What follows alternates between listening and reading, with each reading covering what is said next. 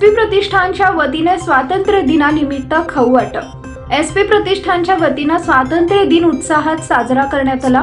यावेळी सर्वप्रथम तिरंगा ध्वज फडकावून डॉक्टर बाबासाहेब आंबेडकर यांच्या प्रतिमेचं पूजन करून अभिवादन करून लहान मुलांना खाऊ वाटप करण्यात आले।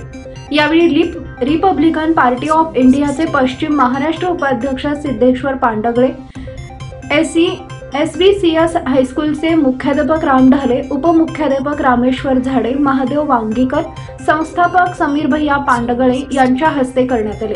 यावेळी फताटे झाडे, प्रशांत सरवदे, शेखर बडगेरी, दयानंद बाळशंकर, डॉक्टर उमेश कसबे, सागर थोरात, पप्पू कांबळे, मंगेश पांडगळे, राहुल भावाळे, शावरसिद्ध सुरवसे, यश चंदन शिवे, निकेत बनसोडे, आकाश बनसोडे, सोन्या किरत कुडवे, आकाश रेड्डी, विशाल मोरे, सचिन बडगेरी, प्रथमेश तेगल्ली, आशिष शिंदे आदींसह कार्यकर्ते मोठ्या संख्येने उपस्थित होते।